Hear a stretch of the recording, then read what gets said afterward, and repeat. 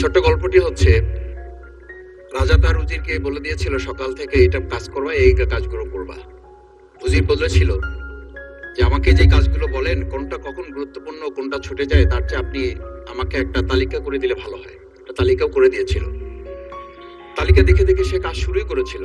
হঠাৎ করে রাজার মনে হলো সে একবার শিকারে যাবে। ঘোড়ার পেটে উঠে যখন রেকাবে পা ঢুকিয়েছে, রেকাবে পা ঢুকালে পা আটকে গিয়েছিল। পাটা যখন ছুটাতে পারছিল না তখন সে উজিরকে বারবার ডাকছিল, আমার পাটা এখান থেকে বের করে দাও।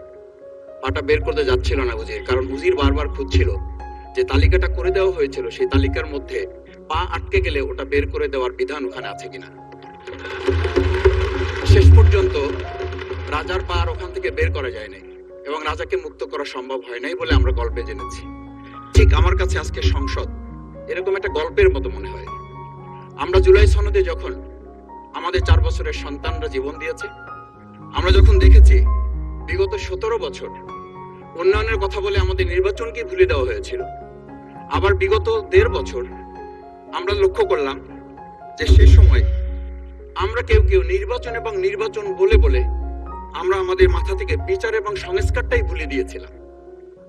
আবার এখন এসে আমরা দেখলাম যে আমাদের নখের কালি শুকাতে না শুকাতেই উন্নয়নের কথা বলে আমরা আবার জুলাই সনদটাকেই ভুলে দিতে বসেছি। আমি খুবই বিব্রত হই যে আমাদের সন্তানেরা রাস্তায় দাঁড়িয়ে সেদিন কি প্ল্যাকার্ডে এটা লিখেছিল যে আমরা একটা ফ্যামিলি কার্ডের জন্য আজকে রাস্তায় দাঁড়িয়েছি। সেদিন তারা দাঁড়িয়েছিল, মাননীয় স্পিকার সেদিন তারা দাঁড়িয়েছিল, লেখা ছিল রাস্তাগুলোতে আমাদের সন্তানেরা বুকে গুলিবিদ্ধ হয়ে পা হারিয়ে চোখ হারিয়ে দাঁড়িয়ে রাস্তা ব্যারিকেড দিয়ে লেখা ছিল রাস্তা সংস্কারের কাজ না, রাষ্ট্র সংস্কারের কাজ চলছে। আমরা যেন সংস্কারের কথাটা মাথায় নিতে পারছি না। আমরা সংস্কারের পরিবর্তে এখন আমরা সংশোধনের দিকে যাচ্ছি। আমরা তো এই সংশোধনের জন্য আমাদের ছেলেরা, আমাদের তরুণ যুবকরা, আমাদের জনতারা কাজ করে নাই। আমি একটা কথা পরিষ্কার বলি, অ্যামেন্ডমেন্টের জন্য তো শেখ হাসিনাও সেদিন অফার করেছিল 24 ঘন্টা দরজা খোলা আছে, তোমরা সংশোধনের জন্য আসো। সেদিন এই ছাত্র জনতা সংশোধন মেনে নেয়নি, তারা সংস্কারের জন্য কথা বলতে চেয়েছিল। আজকে আমরা সংস্কারটা মাথায় নিতে পারছি না কেন? মাননীয় স্পিকার, আমি আর একটা কথা আপনাকে একটু স্মরণ করানোর জন্য বলছি। আমরা ছোট সময় আমি বাংলায় সাহিত্যে অনার্স করে, আজকে আমাকে আপনি স্নেহের সাথে মাসুদ বলে বলেছেন। আমার সংসদের নাম শফিকুল ইসলাম। এই মাসুদ নামটা যারা একেবারে খুব আমাকে স্নেহ করেন, আদর করেন, তারাই ডাকেন। আমি বাংলার সাথে আমাদের রাষ্ট্রবিজ্ঞানের ছিল, রাষ্ট্রবিজ্ঞানে আমরা ছোট একটা বাক্য পড়েছিলাম, নেসেসিটি নোস নো লস। আমরা এই নেসেসিটিকে আজকে একটা সংবিধানের ধারাবাহিকের মধ্যে আমরা আটকে ফেলেছি। আমরা লাইন খুঁজতেছি, আমরা দাড়ি কমা সেমিকোলন খুঁজতেছি। আমরা আজকে পরিষ্কার একটা কথা বুঝি যে আমাদের এই সংস্কারের প্রয়োজনটা এই কারণে দরকার হয়েছে, এই প্রস্তাবটা এজন্য উত্থিত হয়েছে যে এটা 30 কার্য দিবসের মধ্যে যেখানে করার কথা ছিল সেখানে আমরা খাল খননে গুরুত্ব দিলাম, ফ্যামিলি কার্ডে গুরুত্ব দিলাম, কৃষি কার্ডে গুরুত্ব দিলাম, আমরা আরো অনেক কাজে গুরুত্ব দিলাম। অথচ যেটার জন্য আজকে নির্বাচন করে আমরা এখানে নিজেরা কথা বলার সুযোগ পেলাম, সেই সংস্কার আমরা নজর দিতে পারলাম না কেন? মাননীয় স্পিকার, আমি আর দুটো কথা বলি। আমরা আমাদের প্রিয় মাতৃভূমি বাংলাদেশ, এই বাংলাদেশের সামগ্রিক প্রয়োজনকে সামনে রেখে আমাদের একটা কথা মাঝে মধ্যেই বলতে হয় যে আমরা যখন এই রাষ্ট্র সংস্কারের কথা, আমাদের সংবিধানের ধারাগুলোর কথা বলি, আমাদের কাউকে আমরা এই কথা বলতে শুনি যে গণভোটে যে 4টা বিষয় উল্লেখ করা হয়েছে, আমাদের এই 70% লোকরা ভোট দিয়েছে, 51% সরকারি প্রতিনিধিত্ব করছেন। আমি তো একটা কথা যদি পরিষ্কার করে সরকারি বেঞ্চে যারা আছেন, ট্রেজারি বেঞ্চে যারা আছেন, তাদের বিনয়ের সাথে যদি জিজ্ঞেস করতে চাই যে আমরা 51% ফ্যামিলি কার্ডের পক্ষে ভোট দিয়েছে আর আমাদের 70% তো জুলাই সনদের ভিত্তিতে রাষ্ট্র গঠনের পক্ষে ভোট দিয়েছে, আমরা তাহলে 51% কে গুরুত্ব দিয়ে ফ্যামিলি কার্ড বিতরণ করে জনগণের সেই 17 বছরের উন্নয়নের কথা বলি কি আমরা মূল জায়গা থেকে আমাদের দেশের জনগণকে আবার আরেকটা জায়গায় নিয়ে যেতে চাচ্ছি এমন করে যে আমরা লক্ষ্য করছি, আমরা বলি সবার আগে বাংলাদেশ, আমরা বলি সবাই মিলে বাংলাদেশ।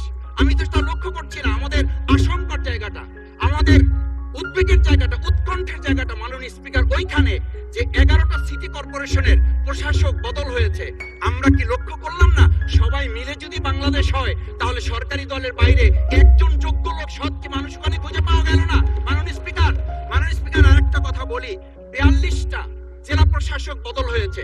মাননীয় স্পিকার, এই পাশ থেকে আমরাই কথা বলি যে এখানে বলা হয়েছে যে মানে আমরা সবাই মিলে বাংলাদেশ, সবার বাংলাদেশ যখন বলি, সবাই মিলে দেখি টেবিল চাপড়িয়ে আমরা এই মহান জাতীয় সংসদকে খুবই সরগরম করে ফেলি।